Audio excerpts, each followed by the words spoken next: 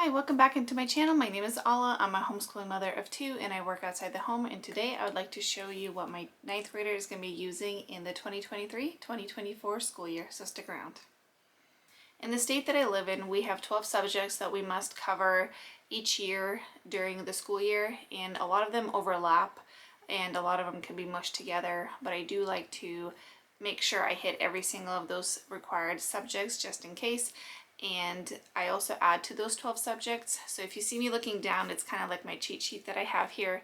But the subjects that we have to cover is reading, writing, spelling, language arts, math, science, social studies, history, health and PE, occupational education, art, and music appreciation.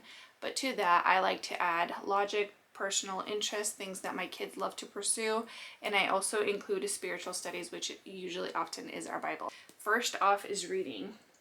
So I haven't seen a lot of reviews regarding this curriculum, but it's something that I looked into and it looked fascinating. My daughter loves to read, and this is just a different spin on it. And so this year we're going to be doing American literature by Seven Sisters, and this is a homeschooling curriculum of moms got together and they wrote a curriculum, and they have quite several different ones available on their website.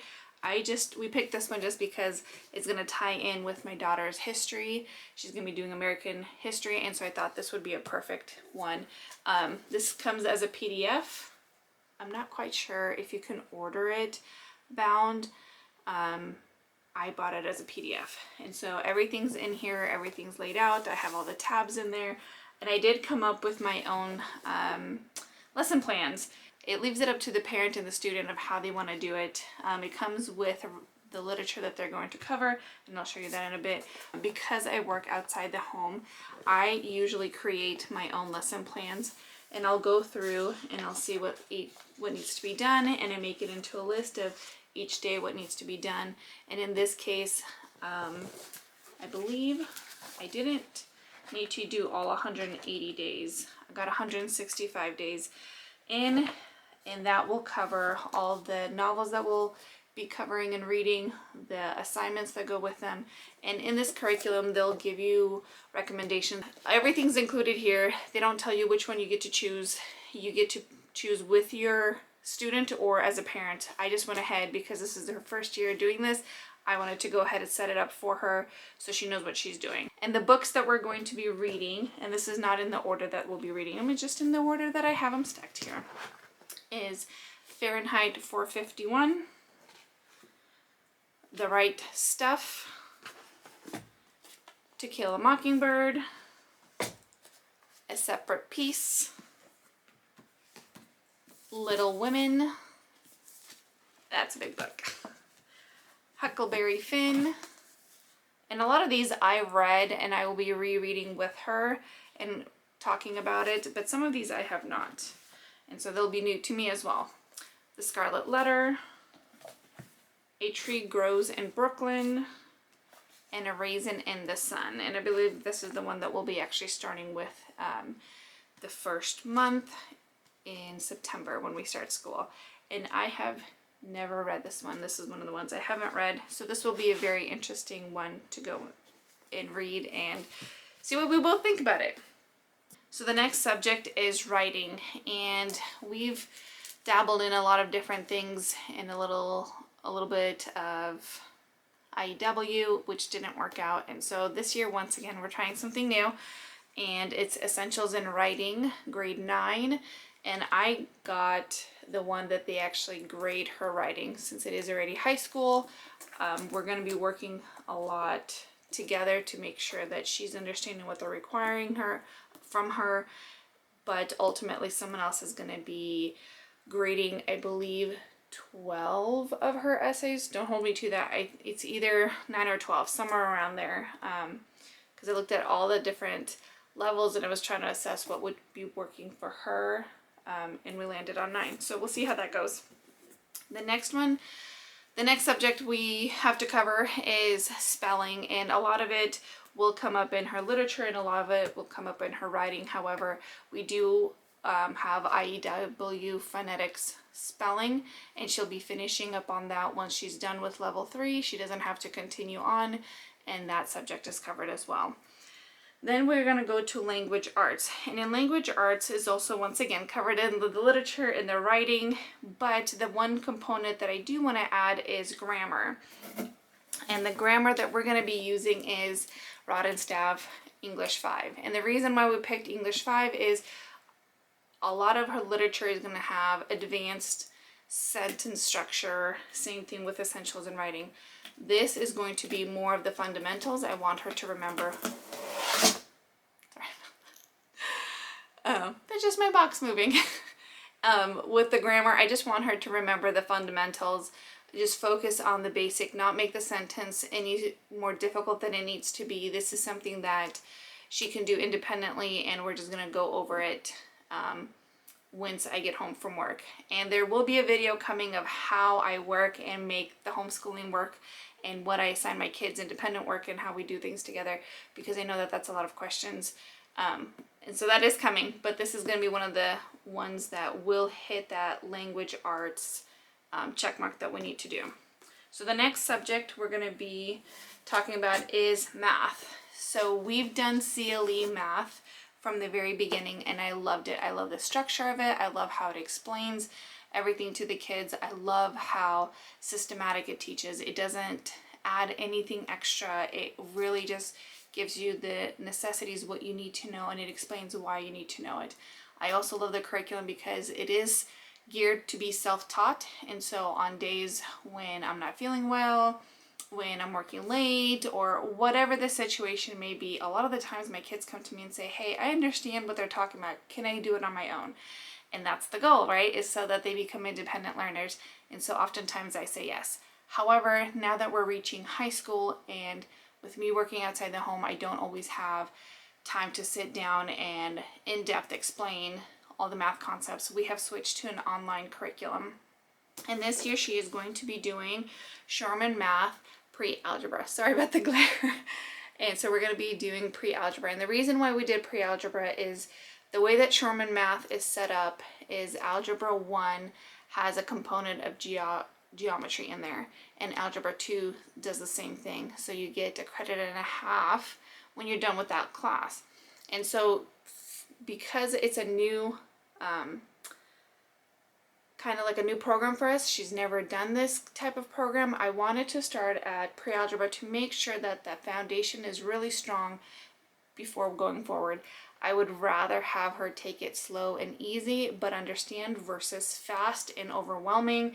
And I know that that's often the times that people, you know, say they hate math is because they don't understand it. I would rather go nice and slow for her to understand it, and so that's what we're doing. I printed off something so we can put all her notes in here. Everything is in a binder, so everything has a place, so it's not scattered.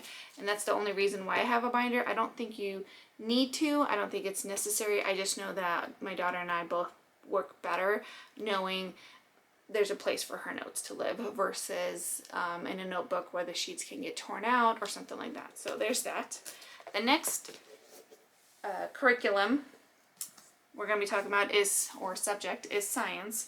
And once again, I'm going to be using Dive Science. I have my transcript from high school, and in 9th grade I looked and we did earth science before, and then I believe 10th grade was biology and 11th grade was chemistry, and that's where I stopped. And so I'm kind of following the same guidelines in a way. So she'll be doing Dive Earth Science, and we're doing this one without the kit. The kit is optional, the lab kit I should say. It is optional. They do show everything online, and then so you watch the teacher do the labs. And this year I chose not to do one just because biology is going to be a heavy lab class with the dissections and things like that, and so we won't skip on that. However, earth science, I figured this is something that she could just watch and partake in that way and not necessarily have to buy the lab kit. The lab kit is about $300, so it's kind of spendy. If we get into it and it looks like she really does want to do the labs and she wants to get the hands-on experience, we will go ahead and buy it and go back and redo the labs if necessary. But as of right now, we're just doing just this. So the next subject that we need to cover is history and social studies. And I, for the life of me, don't know what the difference is between the two, so I lump them together. And this year we are going to continue with master books, but she's doing the 9th grade American history. We have done the master books history from story 1, and she is going on to the next level, and she's going to be doing the American history. I'm looking forward to this one. It looks, the structure looks very similar to the one we've done before, so this is nothing new. This is something that we kind of once again mix independent work with sitting with me and going over it. Next subject that we have to cover is health and PE, and this year she is going to be doing 30 minutes walking on our treadmill and or outside depending on the weather. We live in the Pacific Northwest, so you really don't know what the weather is going to be like that day. And for health, we're going to be also be doing cooking. I will explain how that works in a little bit, probably in our family subject video, just because here it's going to be a long video if I keep talking about it, and it's it's a lot. So then the next subject would be occupational education, and for that they're doing typing, and this year they're doing type C. It's an online typing curriculum that would be, this is be the 2nd year that we're doing it, and we love it. The kids love it. There's a lesson that I can assign to them. You go in there and you see their progress. I can print off certificates that they have earned, and I can see their progress. Their speed is building, their proficiency is building, and I really do like that. It's something, again, that they can do on their own, but I just check in either once a week, a couple weeks, just because it really does not involve me, which in a way I kind of like. It's one subject that they can do without me. The other thing that we're going to be looking into probably in the second part of the year is volunteering. My daughter does have a career in mind that she wants to go, and so we are heading down the college career path, if you will. We'll see how that actually pans out once we get closer, but we are going to be looking into volunteer hours for her in the field that she wants to go into in a local place here. Hopefully we can find one not too far, and the only reason why we're doing it in the second part of the year is because my son plays football the first part of the year, and that's just a lot trying to coordinate my work schedule, my husband's work schedule, football practice, games, plus volunteering. It's a bit too much, and anywhere we have to go, it's about a 20-minute drive, and so it really limits on the time and the activities that we can do. And so I just really want to make sure that once my son's football is done, holidays are done, we can then start on the volunteer hours for her. Then the next thing is art and music appreciation. Those we do as a family subject, and that will be covered in their family basket time video. We do it a little bit differently, once again, because I work, and so a lot of that will look different than the typical family basket or morning basket that people do, and so stick around for that video. I will explain how we do art appreciation in that video. The next thing that we do is I like to add some kind of a logic or critical thinking skill. This year my daughter picked these 2 books. She wants to do the Fallacy Detective and the Thinking Toolbox. We've had these around and they've read through them, but we've never actually sat down and said, hey, let's go ahead and read these. Let's go ahead and talk about these. So oftentimes this is going to be a dialogue where she reads the lesson, she does the assignment that's in the book, and once I get home, we'll sit down, we'll chit chat, we'll cover that, see if she's understanding and grasping the concept. The next thing is personal interest, and like I said earlier, my daughter is college bound as of right now, and most colleges do require a foreign language, so her personal interest for this year would be a foreign language.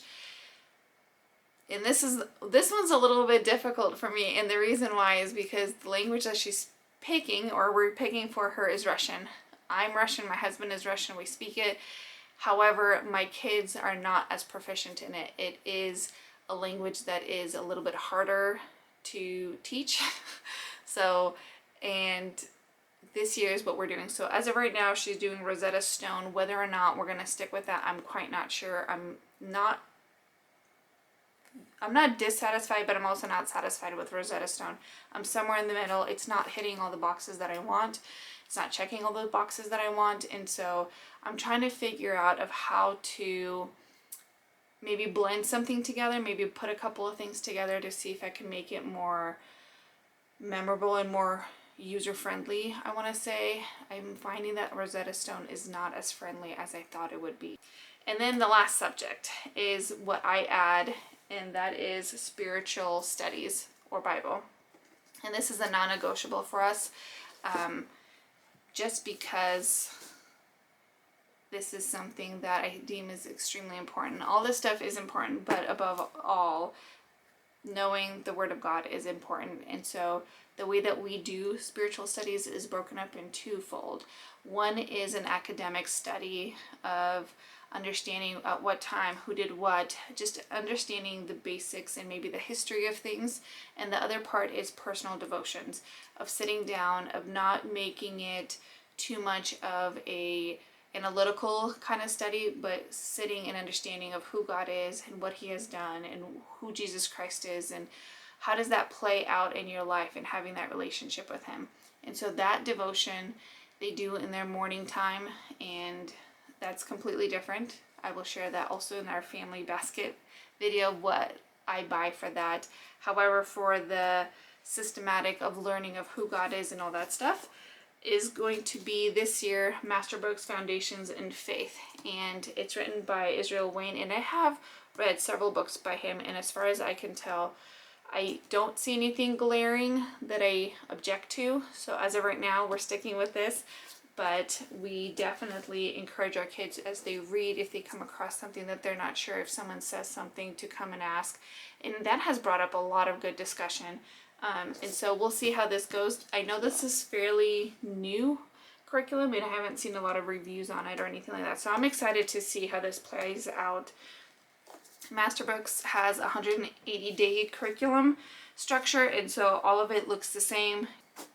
One more thing that I forgot to mention, in the arts and music appreciation, my daughter will be doing music lessons. That's another non-negotiable in our house. So my daughter does do piano lessons, and unfortunately our favorite piano teacher moved away. She got married and moved away. He decided to use an online program, and that's called Playground Sessions, and I don't know if you've heard of it. We have a keyboard set up, and they do that as well. So they do a lesson there, and we pay monthly for it. They are required to spend time on that, and so that is, I guess, one more thing that she will be doing.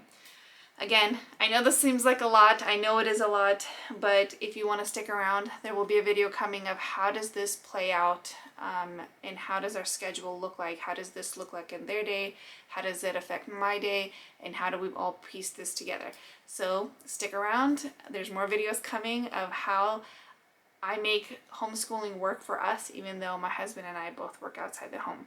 Thanks for joining me today. I hope this was informative.